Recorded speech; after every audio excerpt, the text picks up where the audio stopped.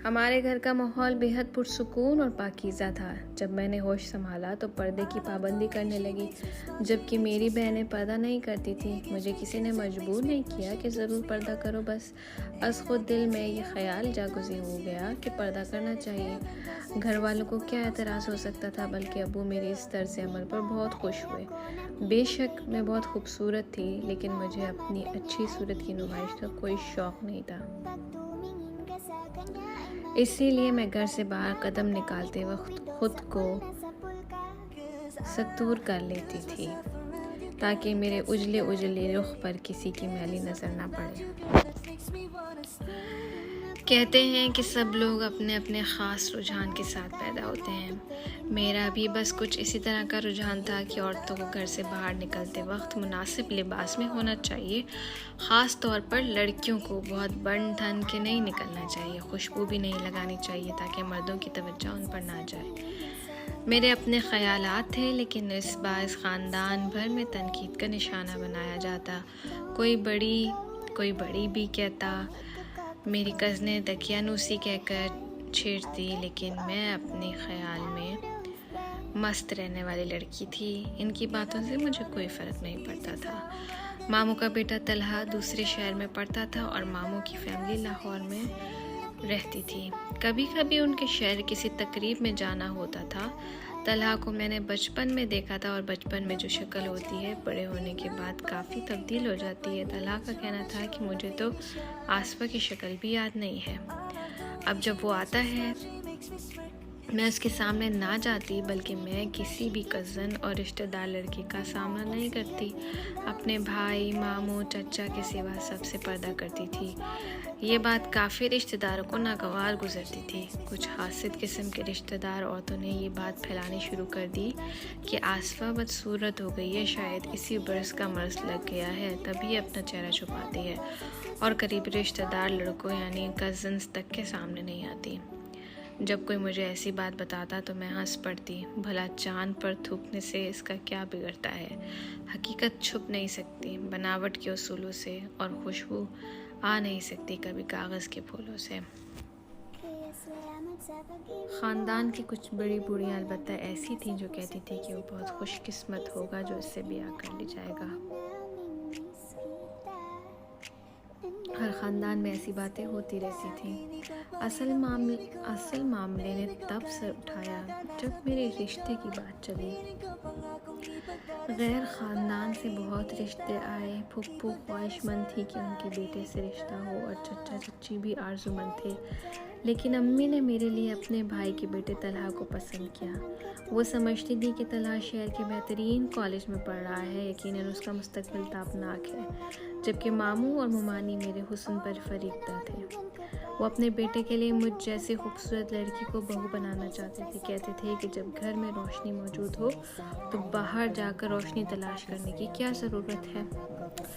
मामू और मुमानी को मेरे पर्दा नशीन होने से उलझन ज़रूर थी, क्योंकि जब भी तलहा उनके हमरा हमारे घर आता उसके सामने ना जाती, और वो आता ही मुझे देखने के लिए था।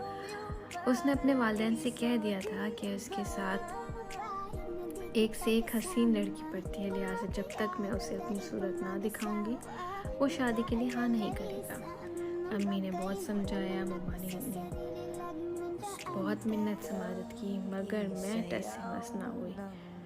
कह दिया, क्या मामू और मुमानी का मुझे देख लेना काफ़ी नहीं है? तलहा को अपने माँ बाप पर एतबार करना चाहिए, इससे मेरी एक झलक देखकर क्या करना है। तलहा ने बहुत कोशिश की कि मैं उसके सामने आऊँ और मुझसे बातें करे। इसका ख्याल था कि शादी एक दिन का खेल नहीं, ज़िंदगी भर का सौदा है, और इस तरक्की याफ्ता दौर में दो इंसानों को शादी के बंधन बांधने से पहले एक दूसरे को मिलकर खूब अच्छी तरह समझ लेना चाहिए, तभी शादी का बंधन बांधना चाहिए। मैंने उसकी इस तावीलों का कोई जवाब ना दिया। उसने माँ से कहा, अच्छा फिर आसपास से कोई ताज़ा तरीन तस्वीर ही ले लें। तस्वीर में खिंचवाने की कायल ना थी, लिहाजा तस्वीर पर भी ना देख सका, और उसने वालिदैन से कह दिया कि वो बिन देखे हरगिज़ शादी नहीं करेगा। गोया उसने मुझसे बगैर मिले शादी से इनकार कर दिया था। वालिदा को इस बात का बेहद दुख हुआ कि शदीद बीमार पड़ गई। एक तो अपने भाई से रिश्ता ना जुड़ सका, फिर तलहा भी बला का ज़हीन फ़तीन तालिब इल्म था। वो गोल्ड मेडलिस्ट था। उसका मुस्तकबिल रोशन के मानंद ताबनाक था। मामू का बिज़नेस ए क्लास और वो काफ़ी जायदाद के मालिक भी थे। तब से हम बात ये कि मेरी वालदा सबसे अहम बात ये कि मेरी वालदा अपने इस भाई से बहुत मोहब्बत करती थी। गोया तलहा के इनकार से उनके नज़दीक बहुत खसारा हुआ था। मुझे मगर किसी बात का गम ना था। सभी मामलात अल्लाह पर छोड़ दिए कि वो जो चाहेगा वो होगा। अल्लाह ही तकदीरें बनाता है। उसकी कुदरत कामला पर यकीन से सुकून मिलता है।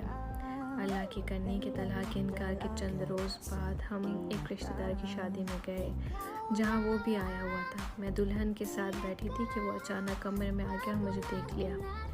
अम्मी और मवानी मेरे हमरा थी। मुमानी जब कमरे से बाहर निकली तो वो मुंतज़िर था। पूछा, अम्मी क्या ये वही आसवा है जो दुल्हन के साथ बैठी हुई है? हाँ वही है, गुलाबी जोड़े वाली। माँ का जवाब सुनकर एक ठंडी आह उसके मुंह से निकल गई। अपनी जल्दबाजी पर पछताया कि ऐसी हसीन सूरत को ठुकराया। माँ बाप और फूफी की बात का क्यों यकीन ना किया, जिन्होंने कई बार बावर कराया था कि आसवा लाखों में एक है, इनकार मत करना वरना पछताओगे। और अब वो वाकई पछता रहा था। तलहा ने माँ की मिन्नतें शुरू कर दी कि आप पप्पू और पुप्पा को मनाया, मुझे शादी पर हर सूरत आसफा से ही करनी है।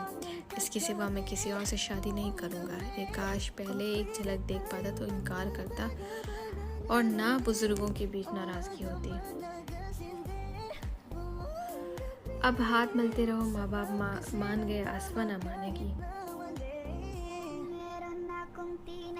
तुम एक बार इसे ठुकरा चुके हो और तुम्हारे इनकार पर इसने तौहीन महसूस की थी। लड़कियां हसास होती हैं, उनका दिल नाजुक जल्द टूट जाता है। वो कहते हैं कि इश्क का जादू सर चढ़ कर बोलता है। सही कहते हैं। अब तलहा को किसी पल करार ना था। बाप के कान खाली कि आसवा से शादी करनी है, आसवा से शादी करनी है और इसे साल करनी है। और इसकी तालीम का आखिरी साल था और जल्द ही सालाना इम्तिहान होने वाले थे। वो इम्तिहान के बाद फ़ौरन बाद घर में अपनी शादी का एहतमाम चाहता था। मामू मुमानी एक बार फिर रिश्ता लेके गए और तलहा ने अम्मी अबू से माफ़ी मांगी तो मेरे वालिदैन ने उसे गले से लगा लिया।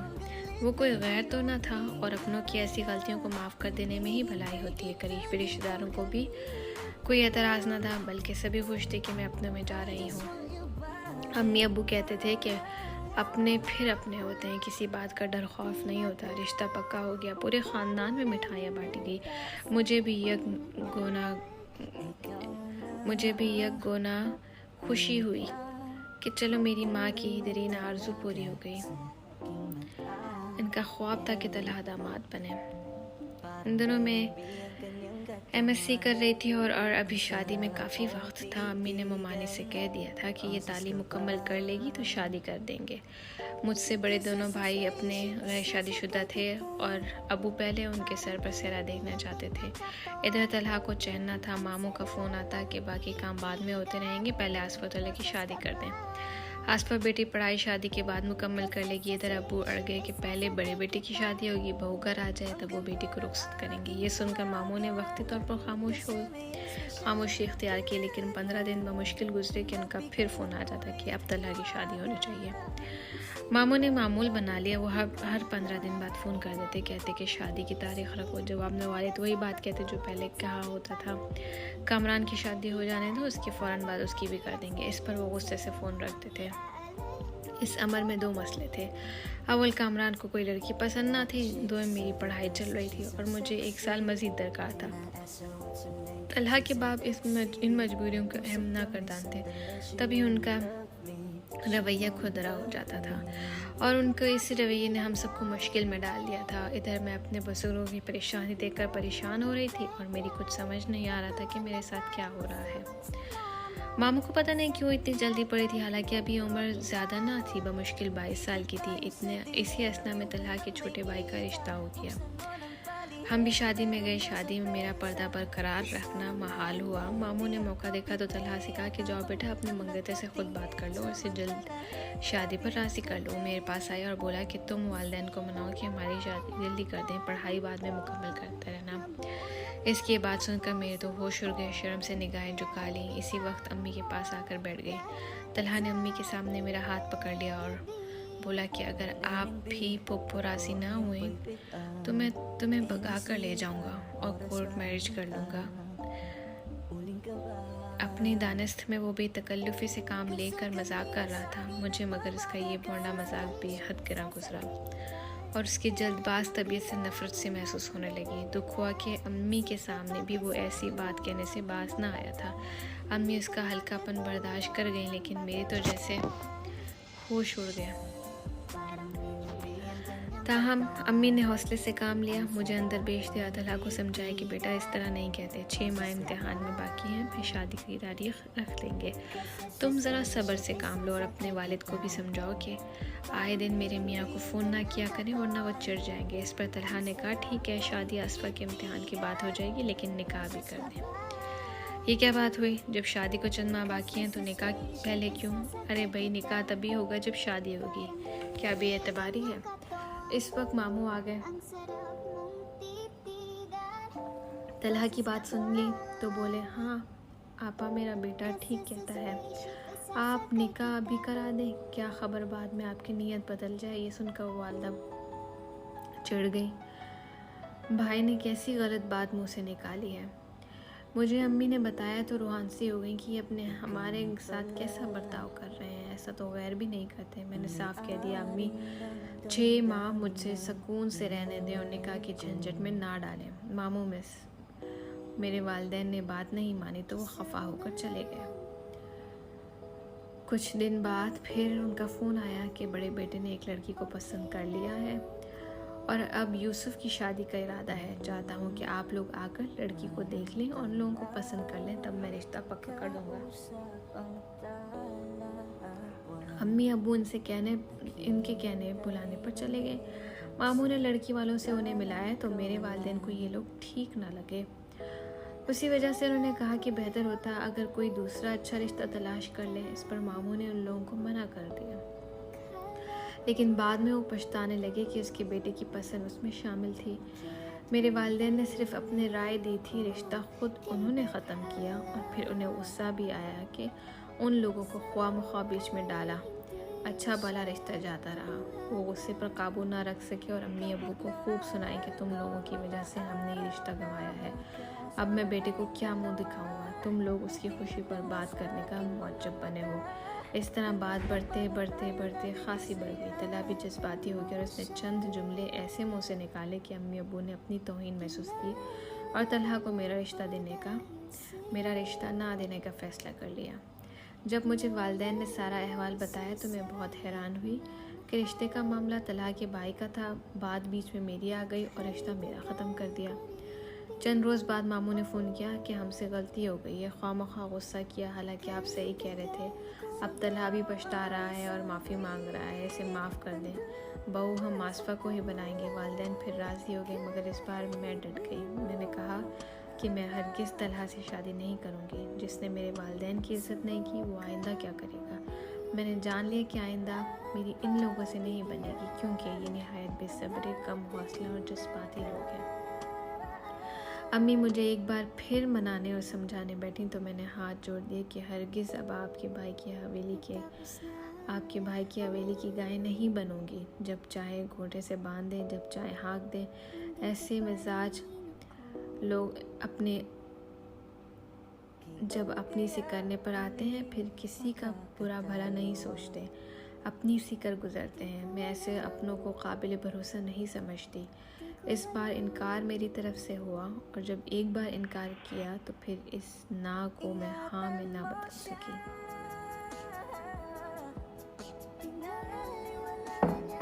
अम्मी, मामू, मामानी सब समझाते रह गए, मैंने फ़ैसला ना बदला। वालिद ने कहा अगर अपनों में ही शादी करनी लाजिम है तो मेरी बहन का बेटा क्या बुरा है। वो कब से आरज़ूमंद थी कि आसफ़ा का रिश्ता मिल जाए, सो कुरा उनके नाम निकल आया। फुप्पो सीधी सादी और मुझसे मोहब्बत करती थी। बरसों से मामूज़ात की तरफ से मेरे रिश्ते की बात चल रही थी तो वो खामोश थी कि बाबज का ख्याल और पास था। दिल में अरमान था कि आसफा मेरी बहू बनती। जब वालिद ने फूफो से तज़किरा किया तो इनकी पाँछें खुल गई, खुशी से निहाल हो गई। मैंने भी अपने वालिद के फैसले का एहतराम करते हुए सर तस्लीम खम कर दिया कि मेरे ददियाल वालों से ऐसे तनख्वाह और जल्दबाज लोग नहीं थे कि जैसे अम्मी के रिश्तेदार थे। आज मैं खुर्रम की शरीक हयात बनकर खुश हूँ। वो बहुत आला ओहदे पर ना सही मगर मुखलिस और मोहब्बत करने वाले शौहर हैं। मेरे वालिदैन की इज़्ज़त करते हैं और मुझे आज तक उन्होंने कोई दुख नहीं दिया। अब मैं सभी से कहती हूँ कि अगर मार कर भी डालते हो तो छाँव में डालते हैं।